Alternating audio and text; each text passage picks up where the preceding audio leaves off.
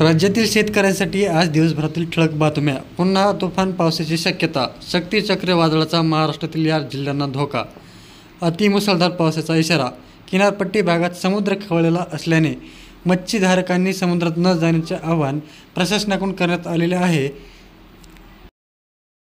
12 एकरातील सोयाबीन पिकात शेतकऱ्याने सोडल्या शेळ्या. मदतीसाठी ढाळतोय अश्रू.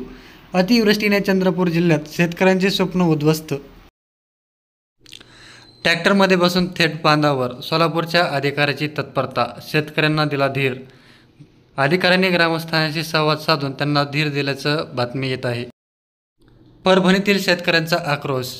हेक्टरी 50,000 शासकीय मदतीसाठी मोर्चा.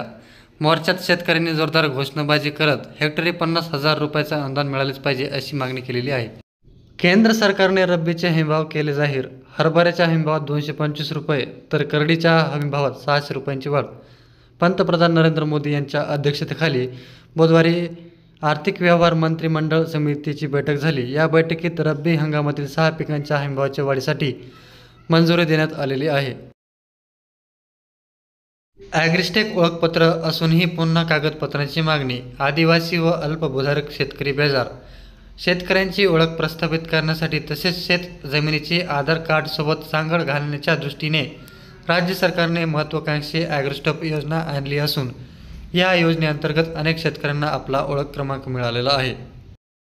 सोयाबीन पिकाची आधारभूत किमतीने खरेदी करा. सोयाबीन पिकाची खरेदी आधारभूत किमतीने करण्याचे आदेश द्यावेत अशी मागणी निवेदकाद्वारे कराड तालुक्यात करण्यात आलेली आहे. भारताची चिंता वाढवणारी बातमी. 2026 मध्ये भारतात नैसर्गिक संकट येण्याची भविष्यवाणी बाबा वेंगा यांनी केलेली आहे. शेतकऱ्याच्या खात्यावर हेक्टरी 50,000 जमा करा. संभाजी ब्रिगेडचे जिल्हाधिकाऱ्यांना मागण्याचे निवेदन.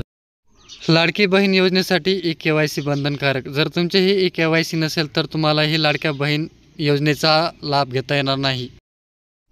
नुकसानग्रस्त शेतकऱ्यांसाठी 2,215 कोटींचा निधी मंजूर.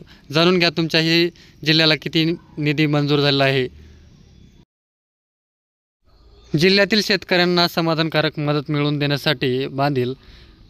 माजी मंत्री संभाजीराव पाटील निलंगेकर यांची पत्रकार परिषदेत माहिती. कृषी यांत्रिकीकरण अनुदानाला मान्यता. 200 कोटी रुपयांच्या वाटचालीचा मार्ग मोकळा.